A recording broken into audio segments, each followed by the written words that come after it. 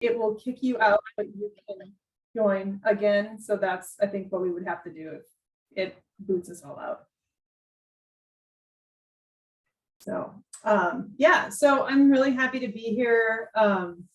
Yeah, so I actually got my start with Audubon. It was my first professional job out of graduate school. I worked for the Virginia Important Bird Areas program. I coordinated that program for a few years, way back, gosh, a long time ago now, almost 20 years now. But obviously have a lot of deep roots and connections with Audubon over the years and the various chapters. So I'm really excited to have the opportunity to present to this group.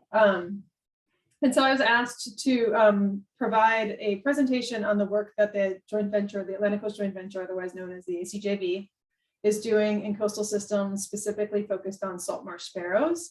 I gave this talk about a year ago to the National Audubon Society on an international broadcast. And I think that's how John found me. He heard that presentation and wanted to bring me to your chapter. So happy to be here. So I will share my screen. Where did my share button? There it is.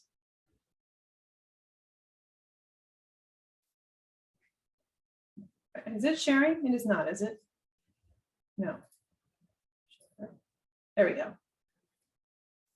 And you can feel free to interrupt me with questions if you like. I won't be able to see people's hands that easily. So if someone could just like let me know if there's a hand up, that would be helpful.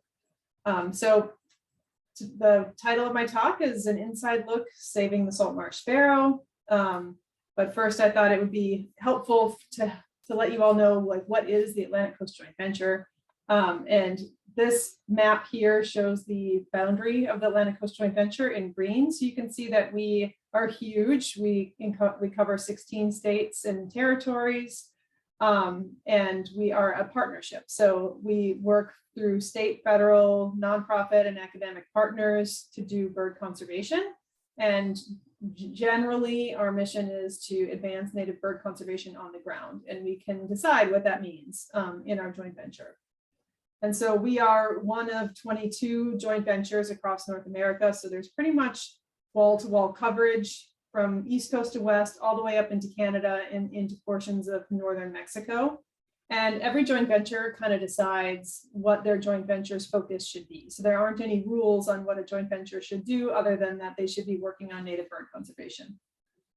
So in our joint venture, we have chosen a strategic focus on coastal marsh systems with a particular focus on salt marsh systems.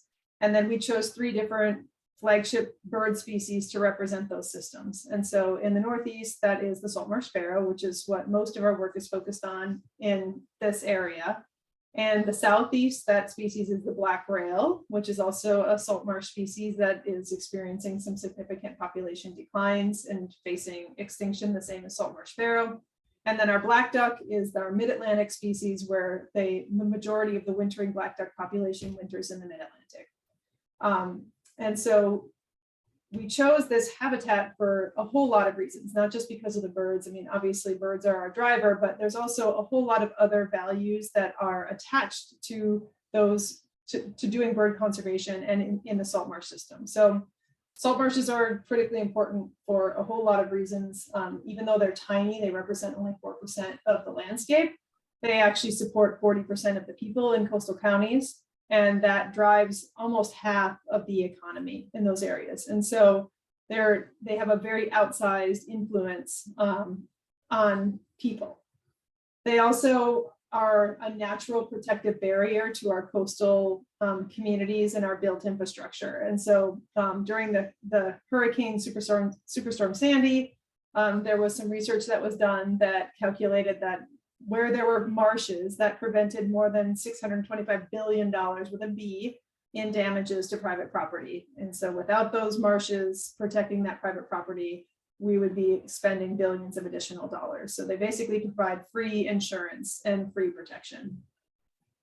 And we also know that restoration is a very cost-effective thing in the salt marsh system. Every dollar that we invest in restoration leads to at least $6 in cost savings and in reduction of human harm.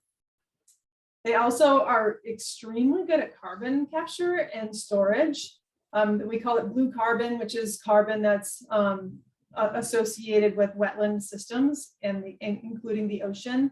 And so salt marshes, you can see in this graph here that shows annual sequestration rates compared to tropical forests. Salt marshes store 10 to 50 times more carbon than tropical forests do.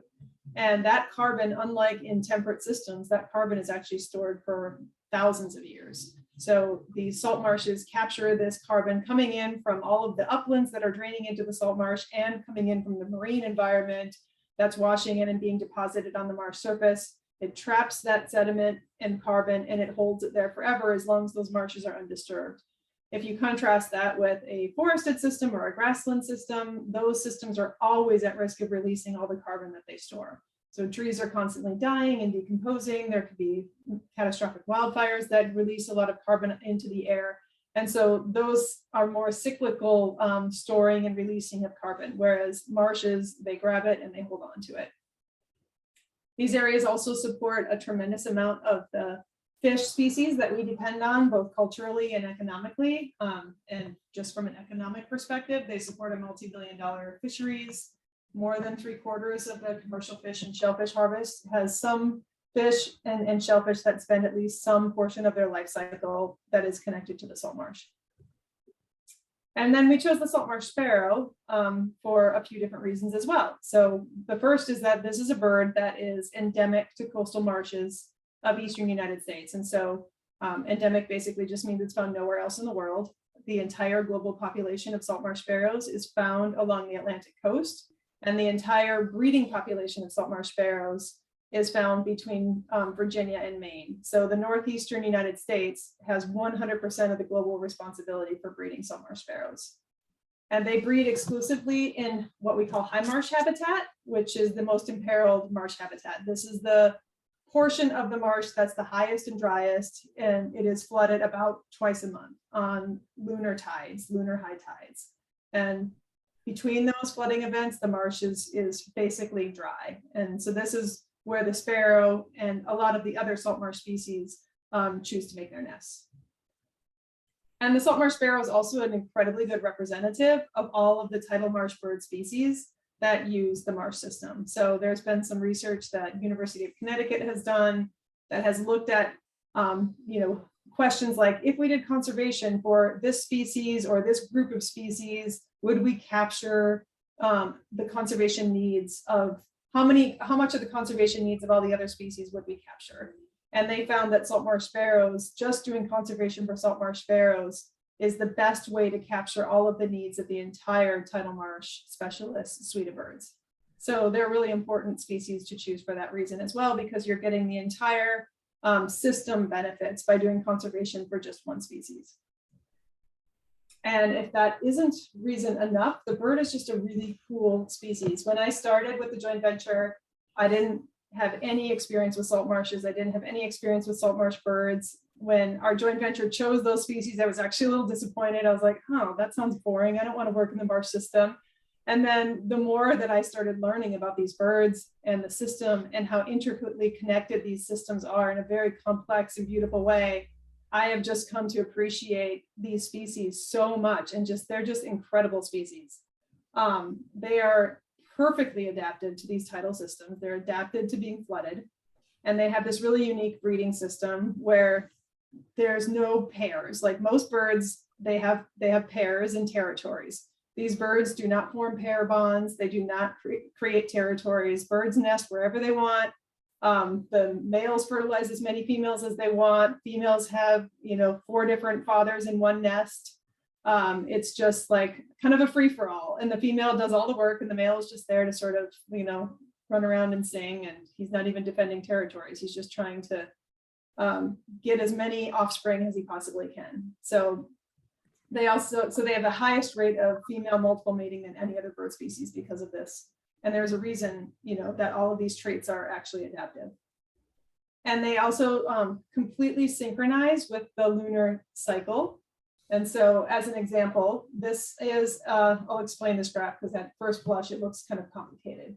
but a Saltmarsh sparrow needs about 26 days to get from egg laying to fledging a nest. So this is the egg laying in gray, incubation in orange, and then the chick stage in green, and then fledge. And it just so happens that the highest tides are about 28 days apart. So there's a high tide, you know, right, all the birds kind of arrive on the breeding grounds, and there's a high tide. And what they do is they start building nests because they're optimistic, and so they put their nests just above the high tide level. But they still are at great risk of flooding because they're like right on that edge. And so the birds arrive in the spring, and then they immediately begin nesting. Everyone starts nesting wherever they want to nest. And then there's this high tide, and this high tide comes in, and most of the nests get wiped out by that spring tide, and everybody fails all at once. And so then everybody's scrambling, and they all like start to re-nest right away. And they all build their second nest. And then they have, you know, then they kind of cross their fingers and hope that they can make it through the next 26 days without a major flooding event that would result in the loss of the nest. And so all of these adaptations, like not having the territories and not having pair bonds, they're all actually very adaptive for this kind of flooding cycle where everybody just needs to like not care about that stuff. They need to just get their nests out at exactly the right time so that they can be perfectly timed to get those nests out before that next big high tide, which happens over here. And so these two areas are the areas of the highest flooding risk. And then there's like an area, so these are the moons down here. There's a full moon that creates that high tide. Then the new moon halfway through the month creates also a higher than normal tide. And there's a low flooding risk at that point too. And then the next full moon is another high flooding risk area. So they're trying to perfectly time it between those humps. And they also have this really cool nest anatomy that helps them avoid mortality with these flooding events as well. So this is high marsh grasses here. It's Spartina patens. These are kind of like the salt hay meadows that you might be used to seeing in these vast expanses of marshes that are kind of farther away from the water's edge. They kind of nest in these little swirls and whirls, and they create this canopy. So their nest is kind of tucked inside this canopy of grasses. So they are kind of resting on top of this super dense layer of thatch that elevates them above the marsh surface a few inches. And then they build this canopy in a whirl of grass that kind of covers over the nest and kind of keeps the nest contained and hidden. And I have if I'm hoping this is going to work, I have a little video of this that I need to. Aimee, while you're setting up the video, I just want to interrupt everybody to say that indeed, my worst nightmare, we're in the process of changing Zoom accounts. And so this meeting is going to end in like 5 minutes. So you just log out and log back in? To everybody, just log back in. I hope that's what you're saying. Try logging back in on the same link that we sent, and I will log back in, and then hopefully everyone can log back in on that same link. I hope so. I'm not 100% sure. I'm just guessing. I think that happened. It might take a few minutes. Sometimes you have to wait a few minutes and then log in, and they'll allow you to do it, but it's not right away. Yeah, okay, thank you, Margaret. Yeah, this is like my worst nightmare. Anyway, so if we suddenly blip out, just like wait a minute, because I'll log in first, and then everybody try logging in. Yeah, 4 minutes. Should we just do it right now? Well, let's try watching the video. We've got 5 minutes. Okay. All right. All right. So I hope can you hear this?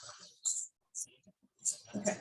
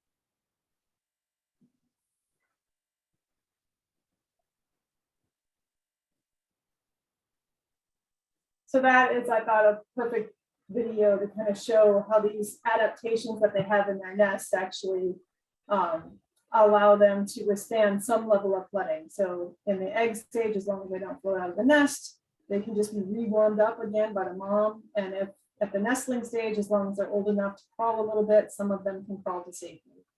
But yeah, there's these vulnerable periods kind of in between where the chicks aren't old enough to climb, or if there's an extra high tide, then those eggs are going to float right out of the nest. Whoops. And that is what is happening under a sea level rise scenario. That's why we're seeing more and more nest flooding and a precipitously declining population of saltmarsh sparrows.